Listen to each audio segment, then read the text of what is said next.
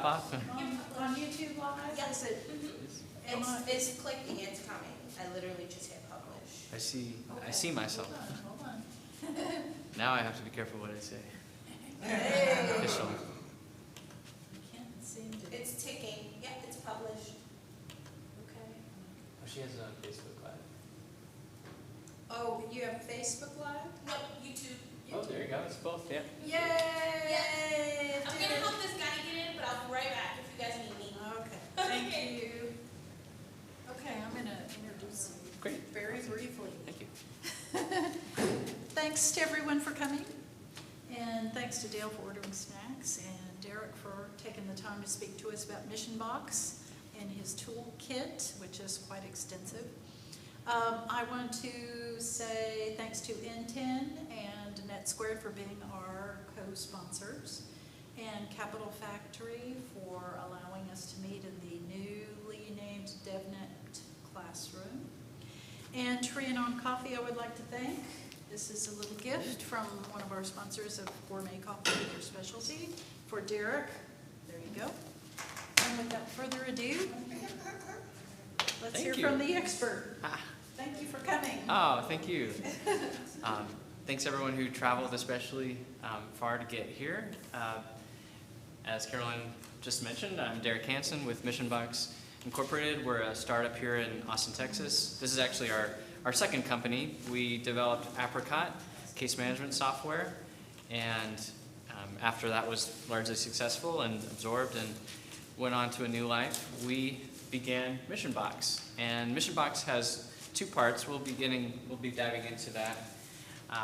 One part is a public and free resource for everyone, which includes thousands of articles, videos, interviews with experts across the domain.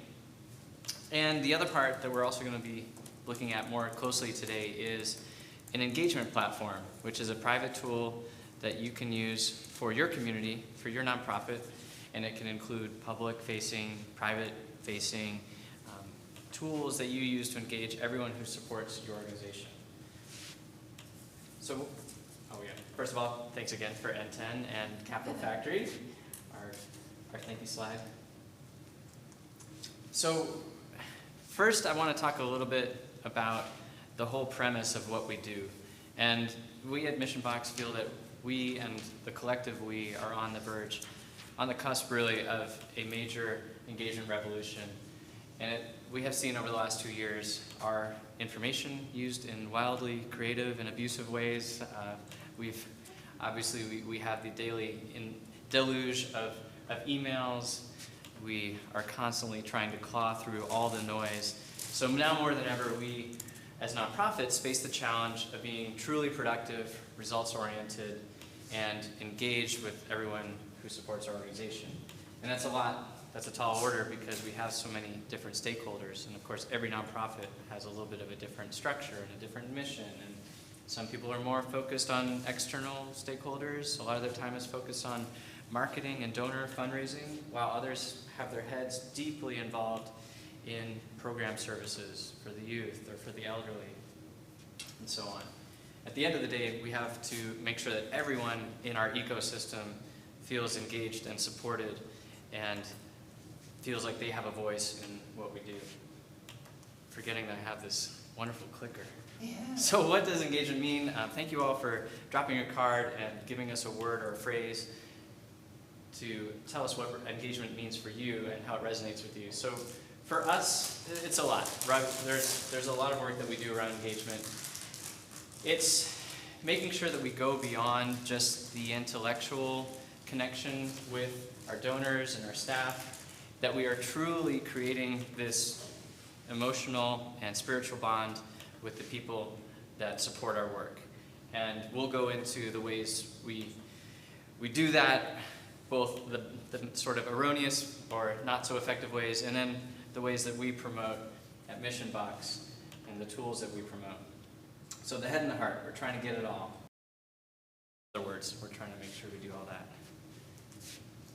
Okay, so think about first, who are your most important constituents? I said every organization is going to be a little different, and some are a foundation, and their whole constituency will be focused around collaborators and all of the organizations that they need to keep synchronized around the projects they fund.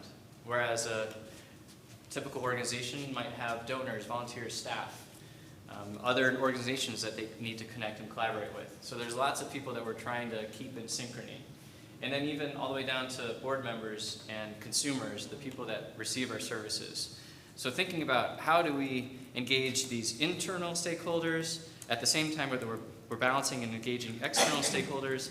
And then also it gets fuzzy, right? Because at some point a volunteer or a donor might become a staff member, or we might shepherd a donor or a volunteer toward becoming a board member. So all of these entities are important, and we want to think very carefully how we engage them.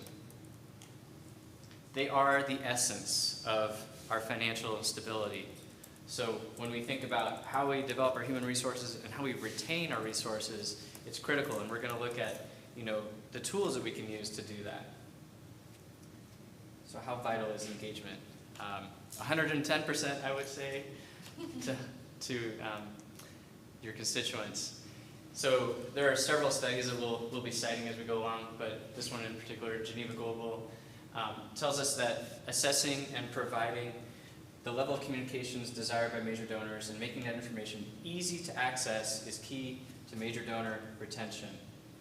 They need to feel engaged with the nonprofit they're supporting because, yes, donors have expendable time and resources. That's why they're giving that time and resource to an organization. But if we're not putting forth a solid image of who we are and what we're doing, they're going to leave.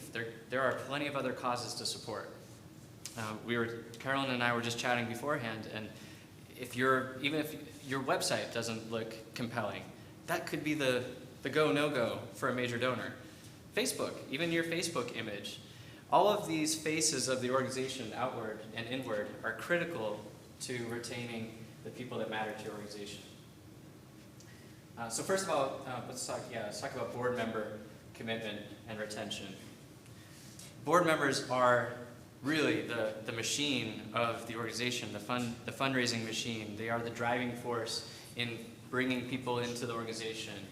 So we expend a lot of resources making sure we get the right people on our board, and we keep them on board. Truly engaged board members will be your best advocates, your ambassadors, your strategists. They might be connected with other boards as well, so they're going to have information to share that isn't otherwise available from other experiences that they have. And they're also going to be advocating and talking with other people at other organizations. So very critical. Volunteer retention. We'll talk about this further on. Volunteers are critical. We know that 1 out of 3 volunteers will leave within 1 year. And we won't have a chance to find out why, unless we have a system, a tool that allows us to gather feedback on a regular basis and ensure that we are giving them a voice and we're hearing the good and the bad and the ugly and the beautiful of everything that's happening in our organization. Staff. So very critical. Obviously, the staff is also the staff is the machine of all of the programs that you deliver. They are the complete success of your organization. They're not involved with the fundraising per se, but they are obviously the entire rollout of every program that you want to achieve. We know that staff turnover rates at nonprofits is double that of for-profits. And it's not hard to imagine why. This is very challenging work. We're stretching everyone a lot of directions.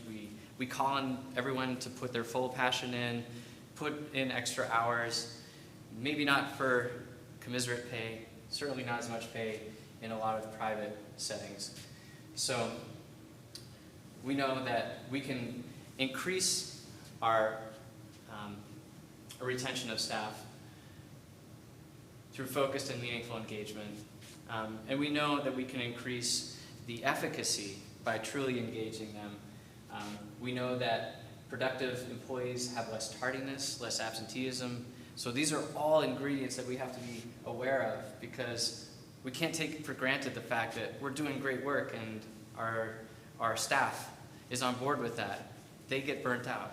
Wellness is critical. So when we think about an engagement platform, we're trying to do preventative maintenance, prevent damage control on our very own staff who are getting burnt out from the work that we do. So some of the ways that we know that the tools that we're using today to engage our constituents, obviously email campaigns, everybody uses email, I'm sure. So newsletters, reports that we send out and share, fundraising events, social media, Twitter, LinkedIn, Facebook work groups, surveys. We're all trying to get attention in these different ways, and we know we have to do these things because everybody is doing them. But let's talk about some of these. So email. Is anybody inundated with email? Get some email. Who got some email today, right? I know there's some virtual hands going up out there. So we are completely dependent on email to communicate with donors, board members, staff, volunteers. We send out newsletters. We send out individual emails. I am probably not an unusual case where I have a separate email account for all the things that I sign up for. It's not even my normal account that I read, personal account on a regular basis. So I'm part of the problem for a nonprofit.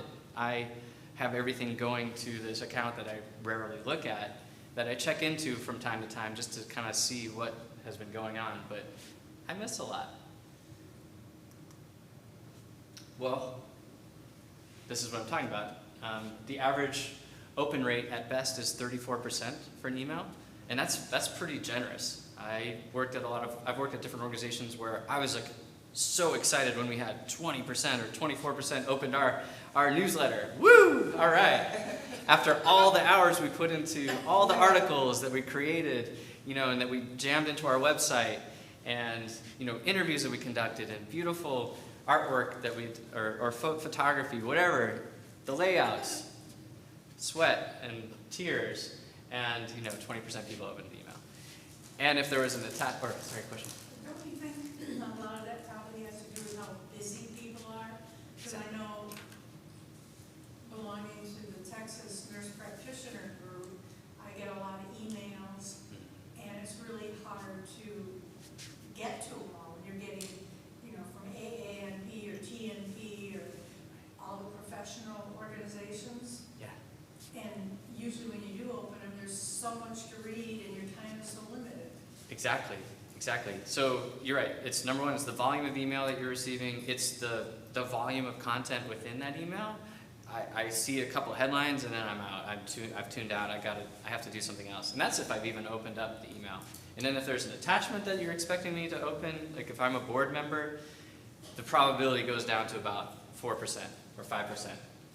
So one thing that we talk about at Mission Box and with our engagement platform is we're trying to mitigate all of this information out.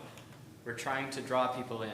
We're trying to give digestible crumbs of information, digestible alerts that tell me, oh, I need to log into my community, my portal, because there's something interesting.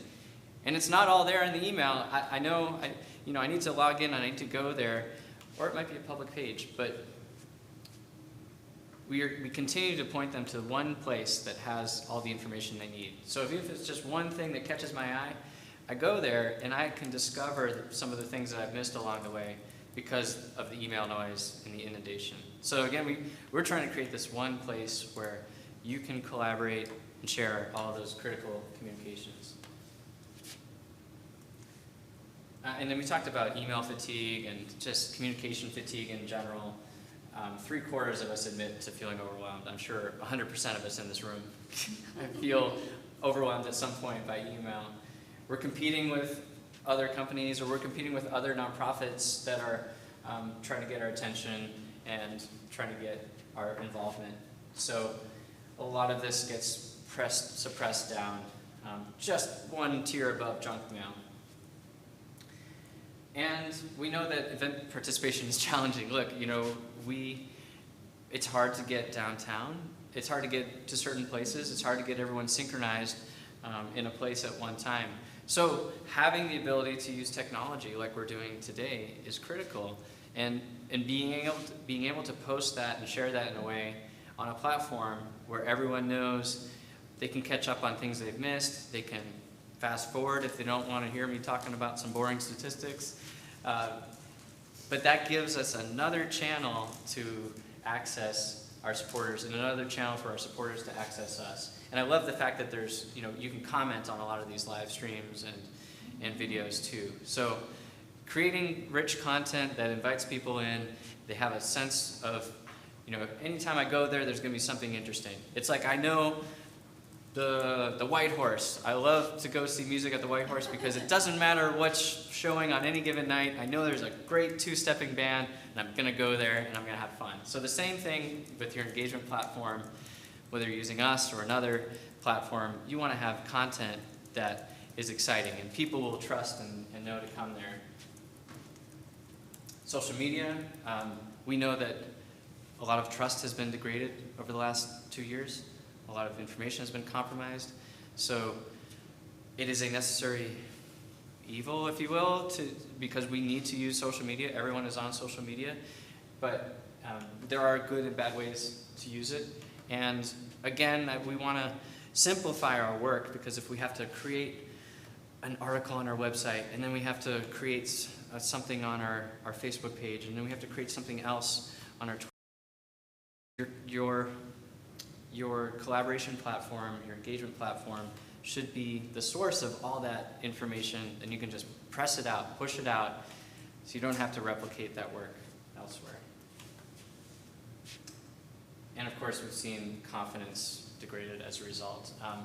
So 3/4 in a survey say they do not trust social media companies to stop illegal or unethical behaviors from taking place on the platforms. This includes Facebook work groups, LinkedIn groups, Twitter, private discussions.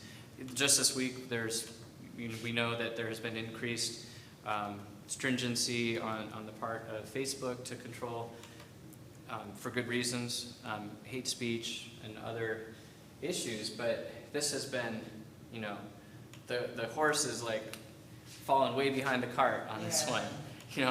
The cart is rolling down the mountain and the horse is like eating some hay over here. So we have to be careful with that. Hey, come on in.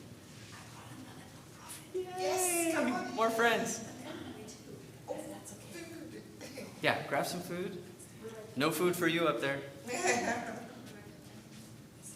Oh, there it is. Oh, and there's. Oh yeah, feel free to sign in or drop a card.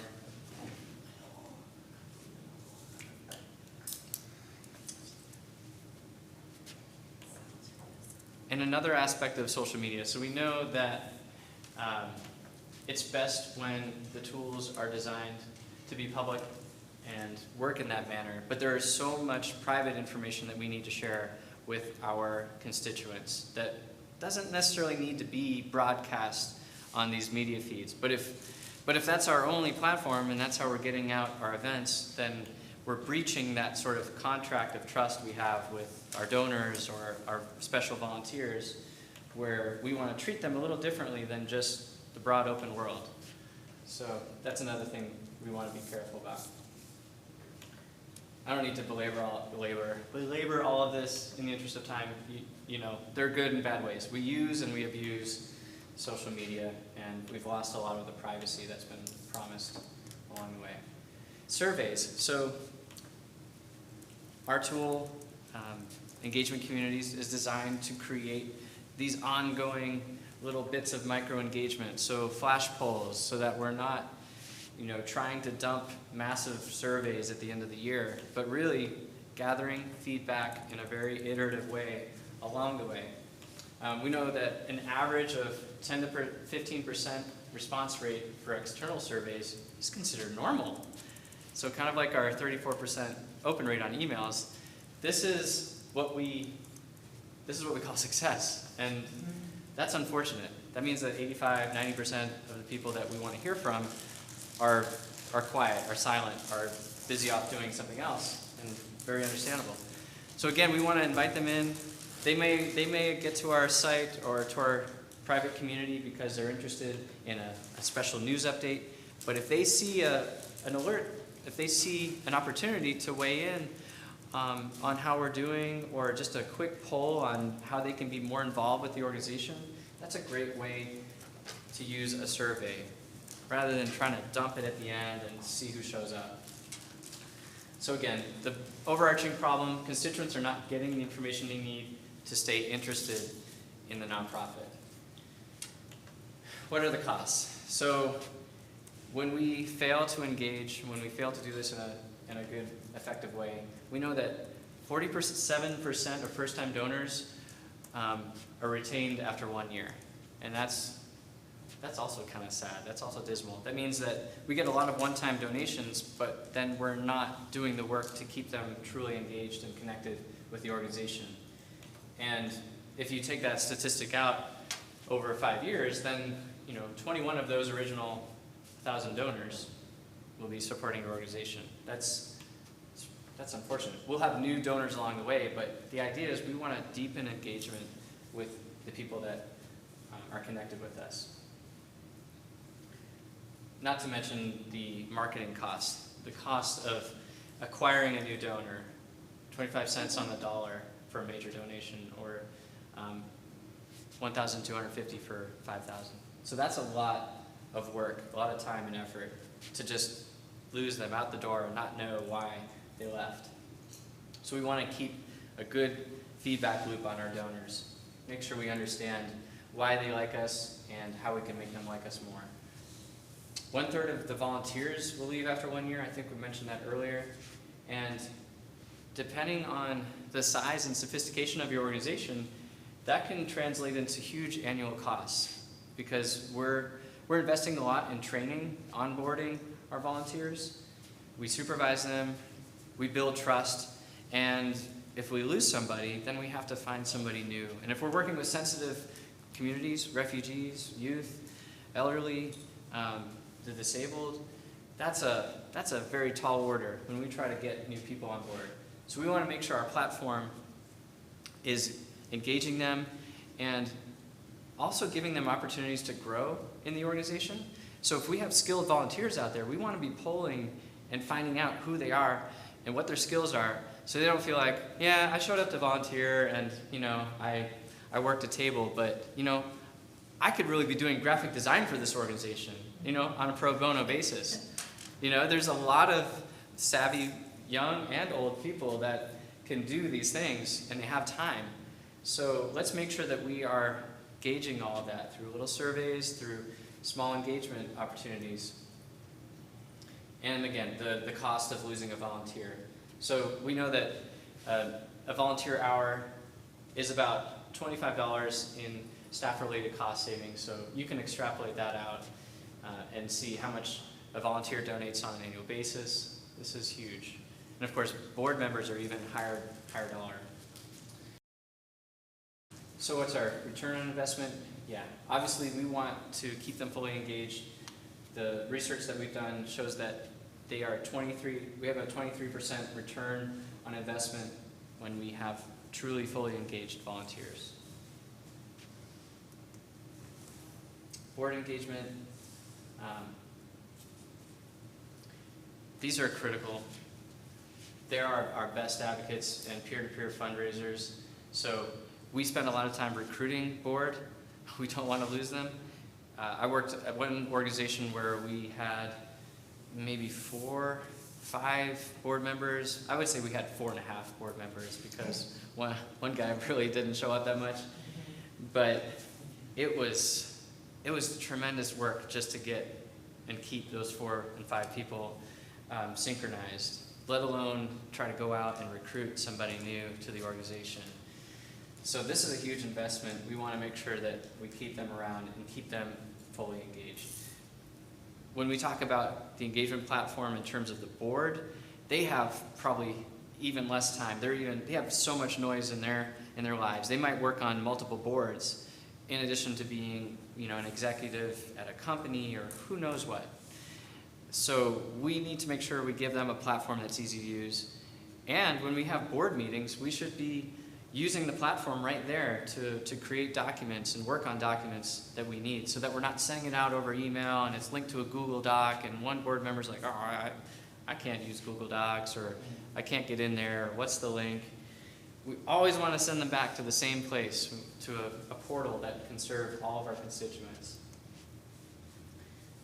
And of course, we can see some of the symptoms, the signs. So if we're not getting everybody on board with the same goals, if we're not creating clear objectives, and if we're creating these communication silos, then we have serious problems. One of the things you can do with our tools is create subcommittees and create subgroups, so that, sure, you can go off and work on these different topics, but have it all feed back in to the main group. And of course, yeah, we can see the list goes on. I've been sharing a lot of bad news about the costs and, you know, all of the things that happen when we don't effectively engage our constituency. But you can see the turnover, the cost of turnover for staff is tremendous, even greater than a board member. And a lot of this, you know, I've spoken with friends who work at organizations where they see, it's rare that somebody stays more than a year.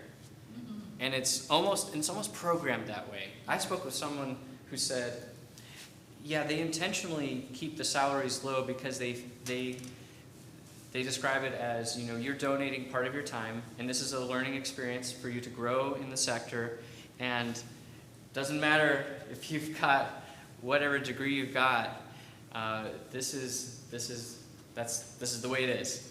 And if you totally disagree with that. And if you totally disagree with that, yeah. Well, like you're saying, it's obviously smarter to have them. Right. Well, and also, if that's the institutionalized behavior, meaning there are two executives that have been there forever and they just have a turnstile of workers coming in every year, and that's just how they kind of keep them under their management style. Okay. That's hugely problematic. I mean, hopefully that's not. Don't you think they think, like I've seen some startups that do that, they think that they're saving money because they don't really understand the development and the relationship building, the power behind that. You know, I have worked with donors, multi-million-dollar donors that work as hard as a staff. Right. And it took me, though, being there to engage them. And one time I worked on a campaign, major gift campaign, raised our goal, and we felt we could go on and maybe go to a whole nother level.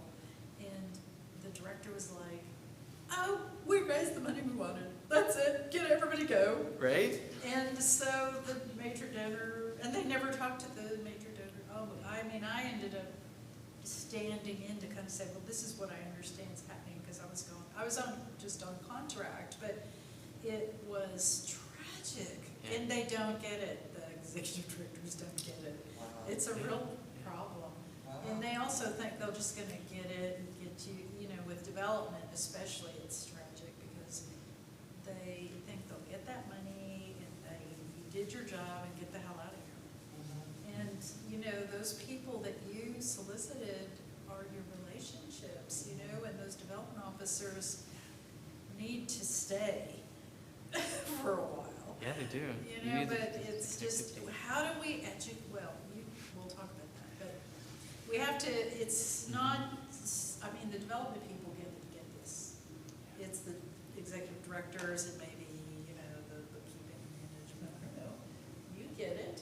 So maybe it's just the executive directors and the board or something. Sometimes there's a weird, I don't want to say conspiracy between the director and the board, but there is a conspiracy of the status quo. And I think of this one organization in particular who shall remain unnamed, but when the staff raised an honest stink about what was going on, because the board had sent out a survey, and they thought, and the board and the director were like, oh, it's gonna be great, we're gonna get all positive reviews back, it's just sort of a way to pat ourselves on the back. That did not happen.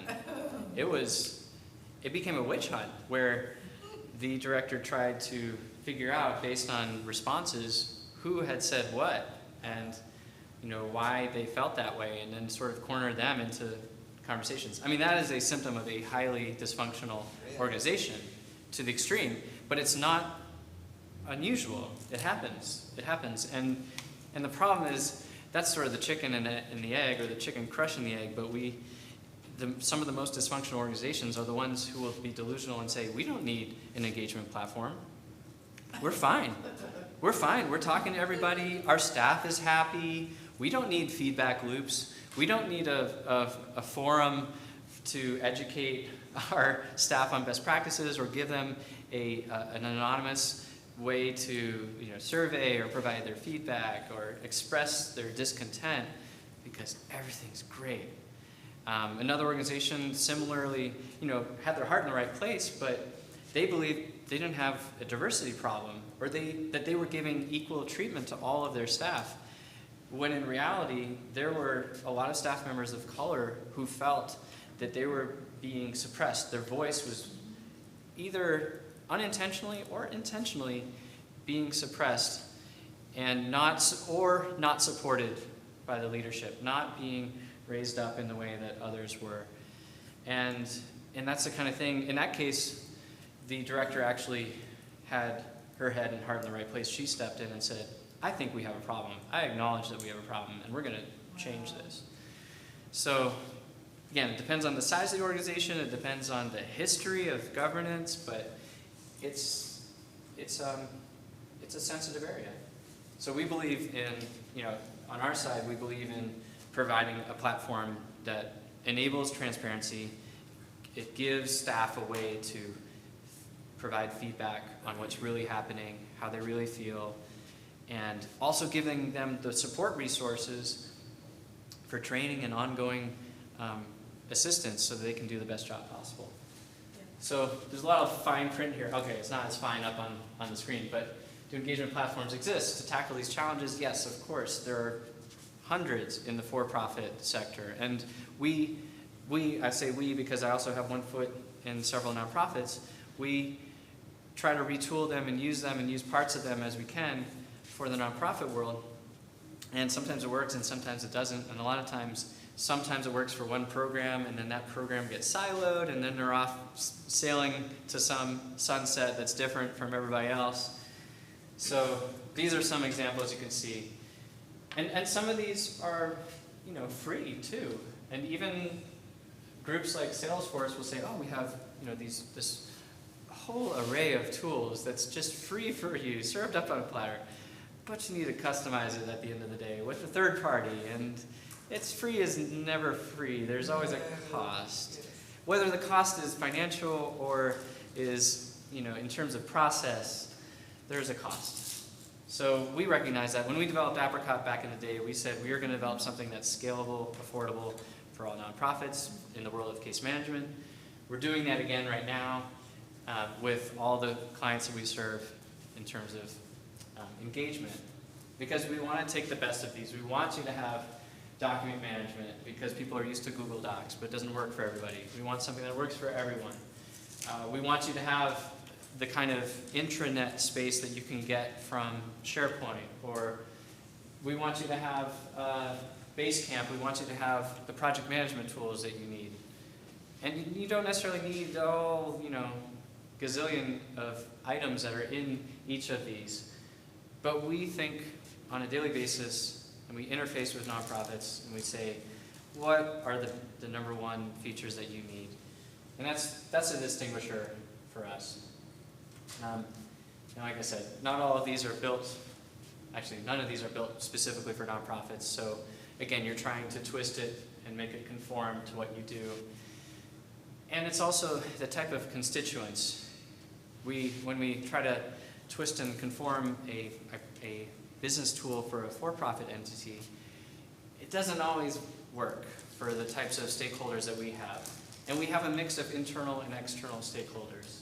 So that's also a challenge.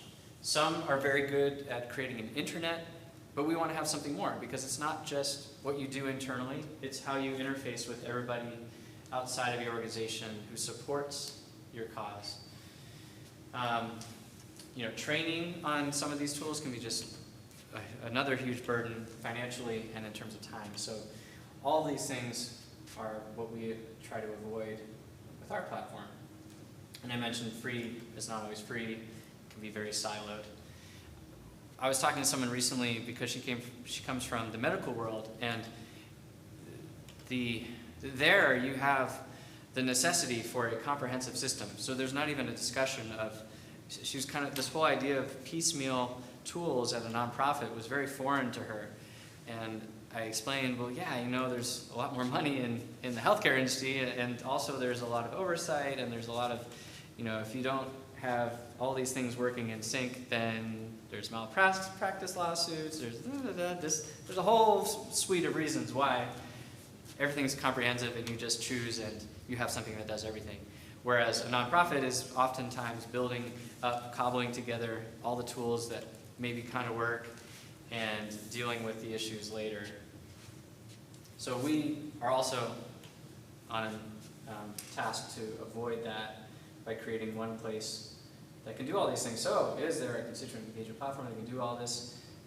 I've been alluding to it along the way, but yes, engagement communities, we target any size nonprofit, but especially the long tail of the market where you don't have a tool that's dedicated to a small or a medium-sized nonprofit. And we want to make it available and affordable for everybody. Let's see if this will play. I don't have, I guess I just have, I'll try to crank up the audio on my computer. I don't know what that's going to do. Oops. Step back here.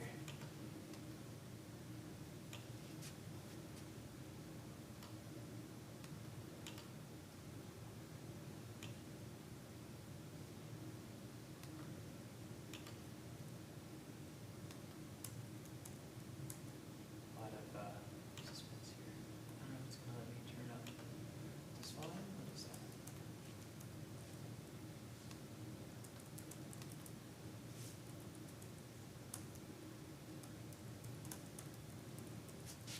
Oh. It's not sharing. You're not seeing what I see. Okay, let me try something else here.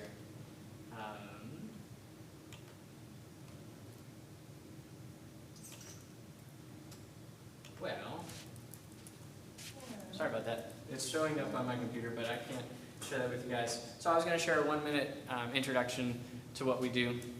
But essentially, it touches on a lot of the research we've just discussed, but gives you a little bit of a glimpse into the platform. I'm going to instead show you some of the screenshots that we have. I guess it's only, I think this is only set up to show my presentation screen, so I apologize for that. You can just show us on your computer. Yeah, maybe I can turn it towards you guys. Let me reduce this, but I don't even know if it's going to play audio for you guys. But I can try. Where's the shot?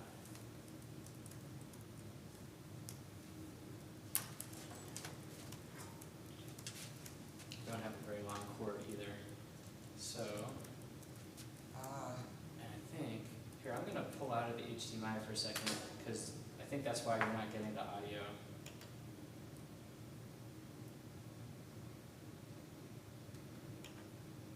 Components of successful. There we go. The biggest challenges nonprofits face today are to build financial sustainability, grow people resources, and create deeper and longer-lasting engagement with all constituents while making a real social impact. It's a tall order, but these are critical components of successful mission delivery. Who are your important nonprofit constituents? Major donors, board members, staff, volunteers, collaborative partners, and consumers. How does your nonprofit try to engage constituents today? Do these methods work? Hundreds of thousands of nonprofit leaders around the world already read the Mission Box education publication. Now, Mission Box is introducing Engagement Communities, a software solution that solves your critical nonprofit engagement challenges with any and all of your constituent groups.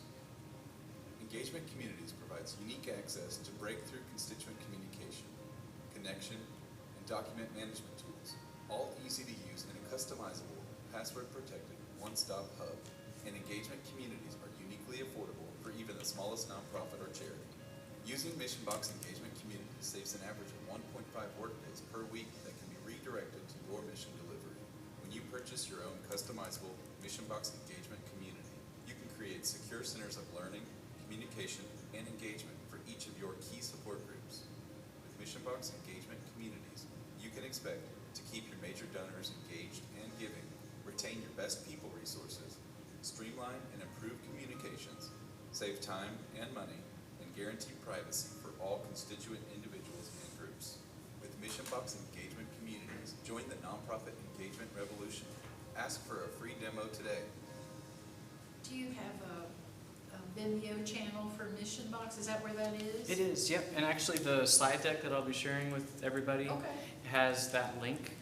Actually, a lot of the statistics throughout the presentation, they're all linked to Okay. the external source. And then this page on the presentation is linked to that video, so y'all can check it out on your own time, on screen. Right. I posted that. Just get back in here. Come back to life. Maybe. Maybe go there. Oops.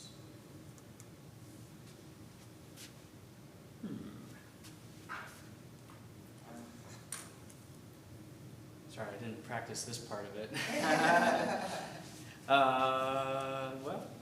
Well, keep talking. I'll keep talking. I'll go So get in. That's no problem. So I will turn this towards you all so you can see on the small screen. Can see. Perfect.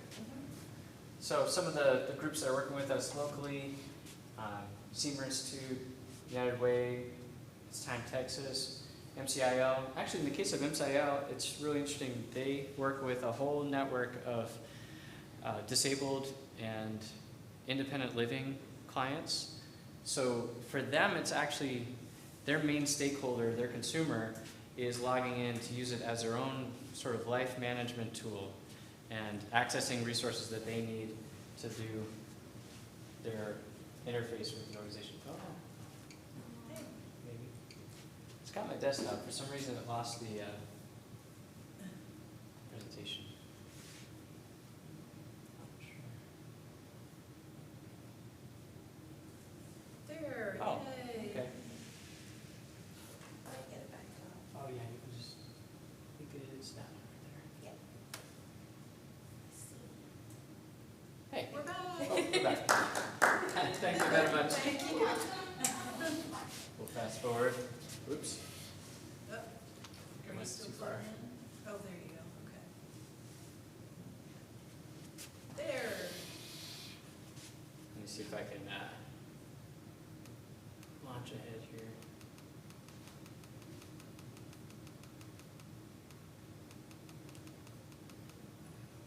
Great. Okay, so yeah, and it's interesting to see how each of these groups really operates differently in our system. Seymour Institute, they work with a whole collaborative of funded organizations. They're kind of the funder of the funders. They fund a lot of United Ways, but it might be on a specific program, like a family support program. MCIL, who I just mentioned, their focus is on the consumer level and how those individuals interface with all the resources they need to support their independent living initiatives. They also manage their own life plan. They're using a tool on our platform called Life Driver. So it allows them to create all of their own, assemble all of their needs and also get connected with the resources to fulfill them. It's Time Texas, they are using it for their board management portal, and we're working on a ticketing system, a quote unquote internal resource ticketing system where they have a huge geographic breadth here across Texas. They have programs here in Austin, but they have a lot of different moving parts. So one of their goals is to better channel people in the organization that have questions or need resources and support. And then through our tools, they can also measure which of those resources or which of those programs are demanding the most resources. So it allows them to manage that, redirect funding or people resources as they need to. Oops, sorry. Oh no. Very sensitive. Okay, there we go.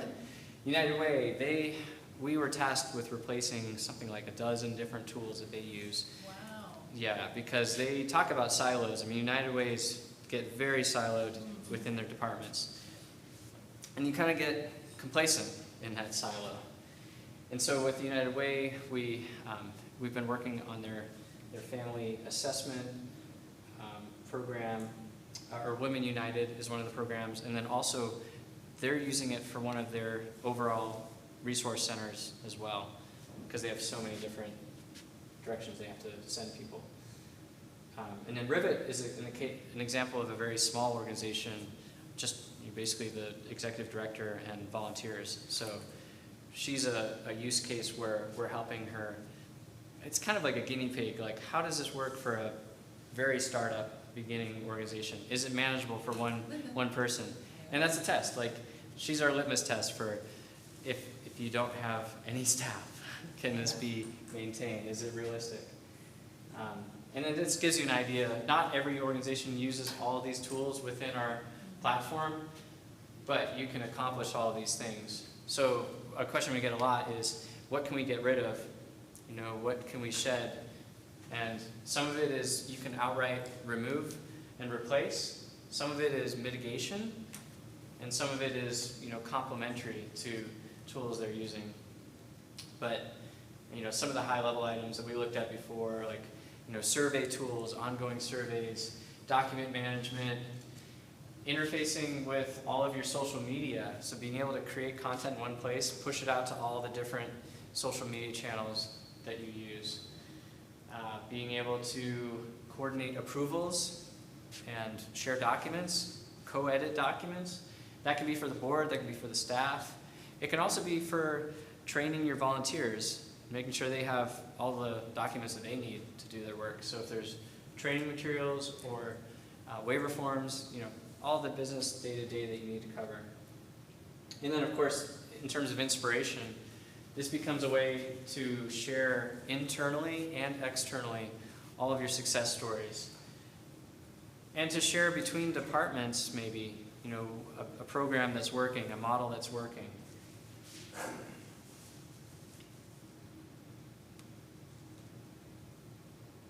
There's ability to create content that is public and private, all on the same page. So when we talk about hybrid, that would be kind of a hybrid group. Let's say you have major donors. You have a group of donors. You want to attract people to this idea of becoming a sustaining donor.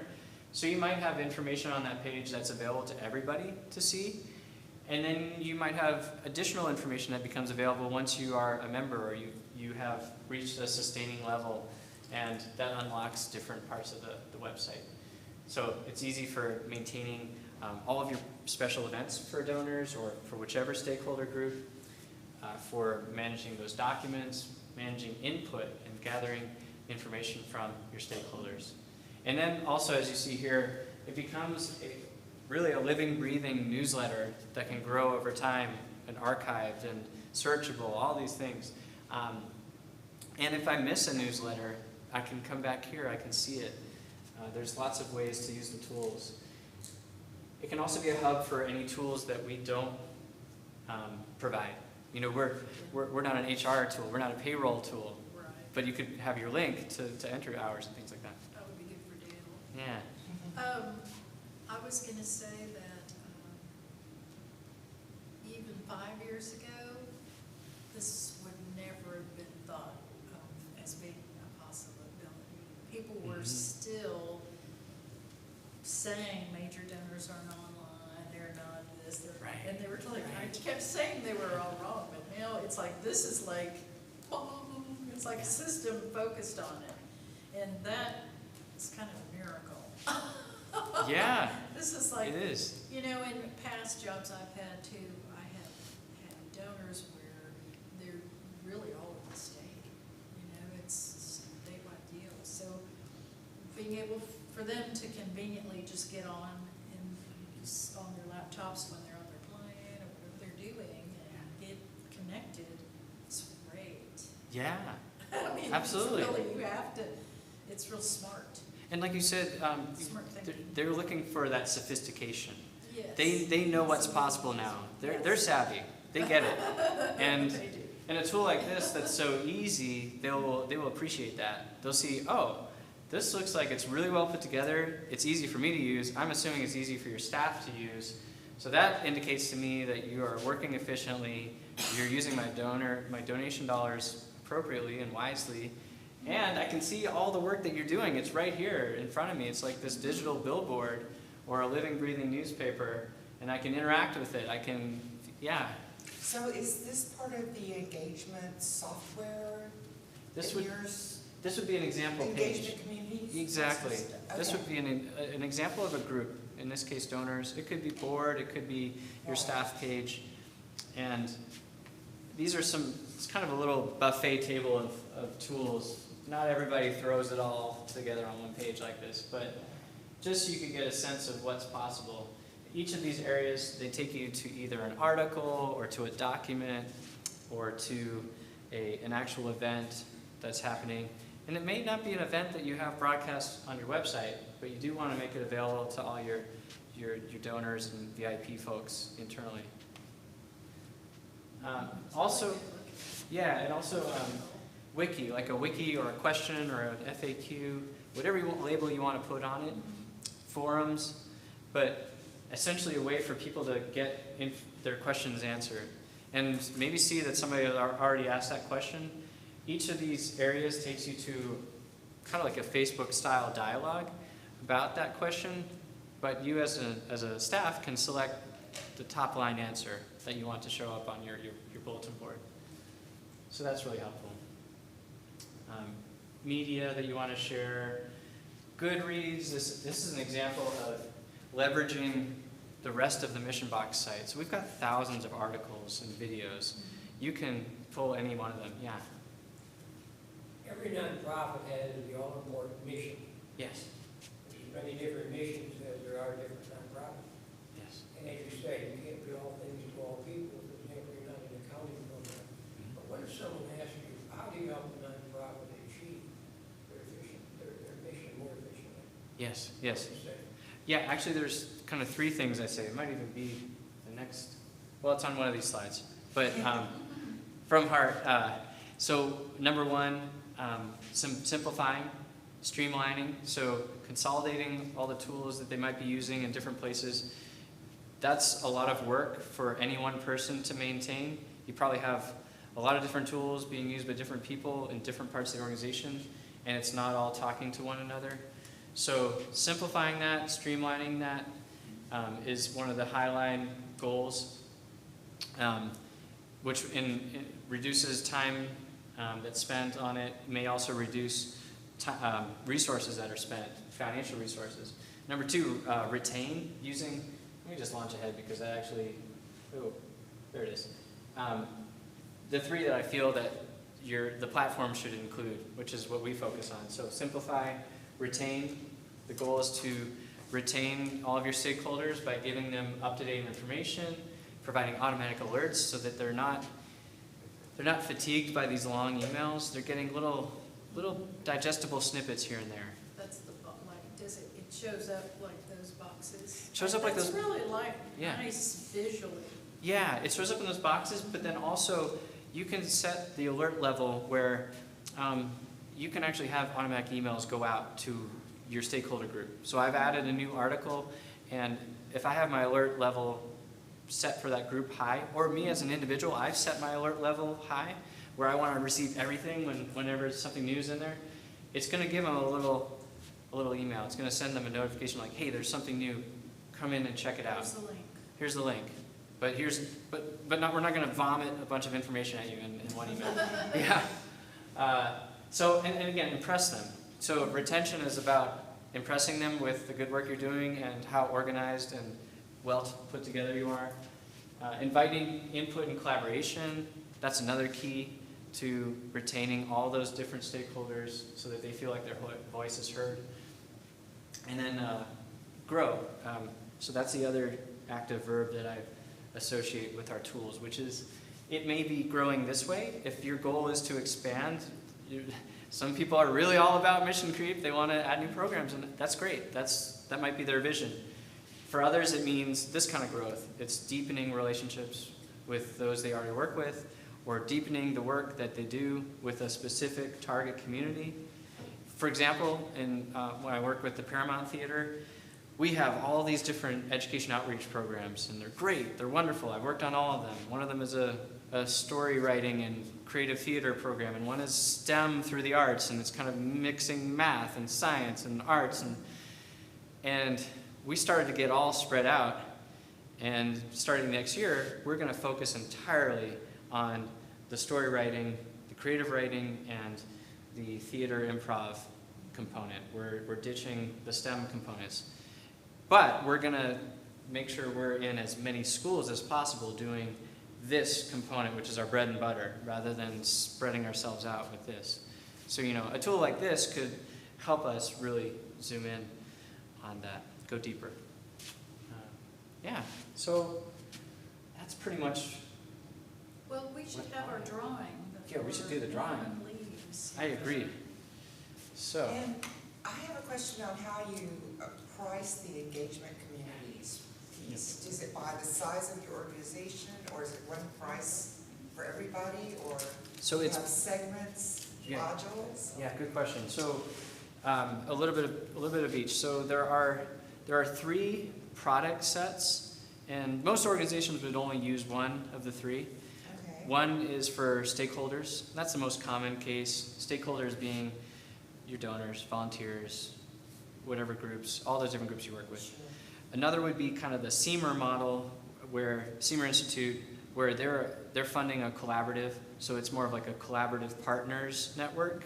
Okay.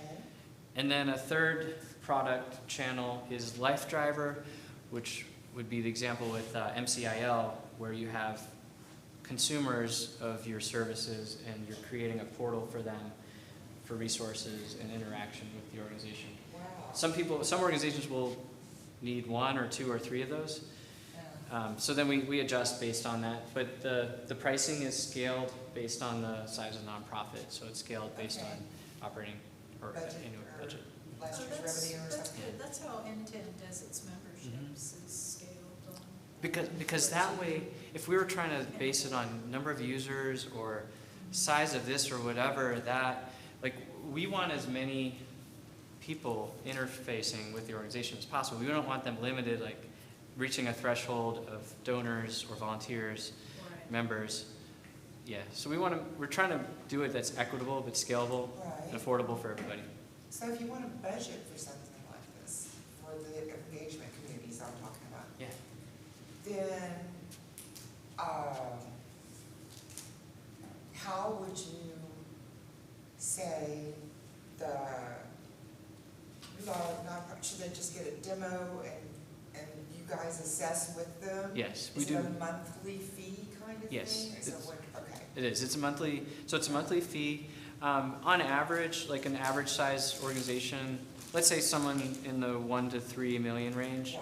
they can anticipate a monthly subscription around $300, $350 a month. Okay. It varies. Yeah. There's some variance there, and then there's some training and setup. But we're not talking like Salesforce style setup, with Right. some of those implementations which go on and on and on. We can get things up and running in a month or 2 or less, really based on the structure and needs of the organization. And it might be that they want to just implement one program really intensively, Yeah. work with it, and then implement the others on their own. They're welcome to do that. There's no limit to the groups that they can create or the content they can inject in the pages. So we basically set it as no user limit, no content limit. Document storage is cheap these days. We're not concerned with that. I don't think anybody's putting a terabyte of information on these pages.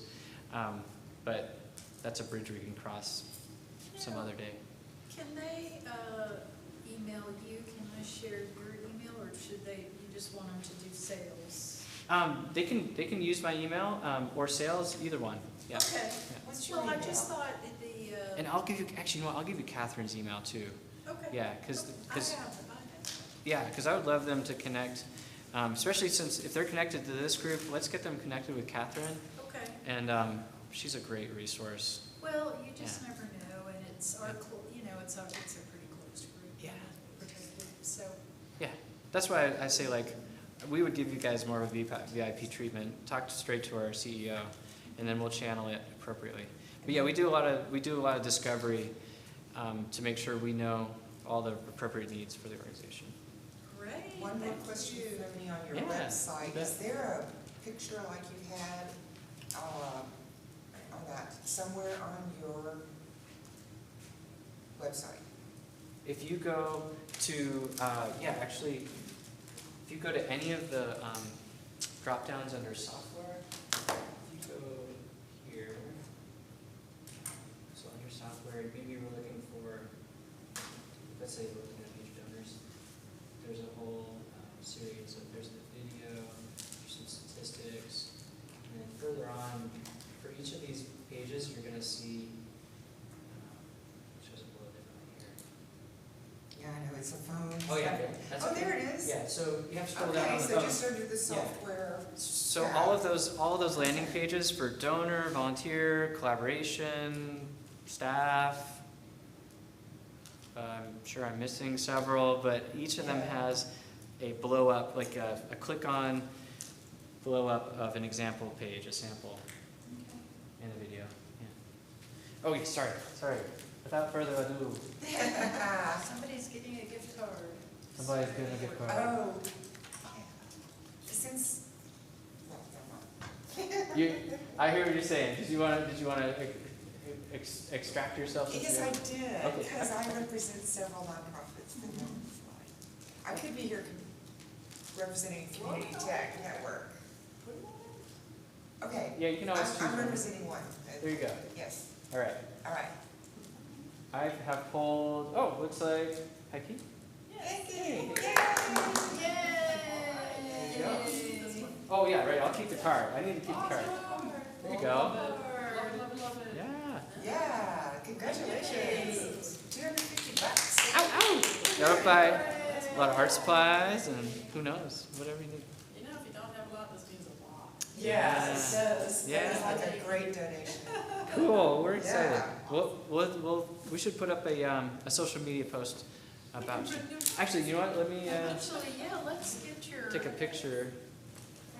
Your name down here, so I'll put that on the Facebook group. Thanks again. Thank you for coming. Thanks Thank you for your questions. Appreciate it. Thank you. Really nice to meet you. Oh, mountain biking, fell off in Palo Rocks. I'm Dale, one of the organizers. Really nice to have you all. Thank you. Come back. Yeah. Excited about the coffee. Yes, it's their, I think that's their special. Ooh, which kind did you get? This is Trianon blend. Yeah, Trianon. Trianon. Trianon blend. Okay. Nice. Smells Yes. really good. Like, we had a meeting there a couple of weeks ago, and I got their Ethiopian, and it's very mild and mellow, and I've just never had a coffee like that. Ow, ow. Wait, Ow. actually, can you get a picture of us with, Yes. maybe, Sure. I'll grab these afterwards. Hold the frog in There you go, hold the frog in it. it. No, it's in it. I'll get it out. Have it really big. So Derek, if I sign up for your, I think it will be hard to get it all. You're getting a good backdrop up for us. Yeah. That's good. All Something like that. I might ask you for more. right. All right. All right. Good. Thank you. Cool. Thank you. Did you get it? Or shall we? I love that. I'll email it to you. I got your card at home. Love it. Love it. Yes. Love it. Thank you. Wonderful. Awesome. Well, thank you all for the opportunity. Well, does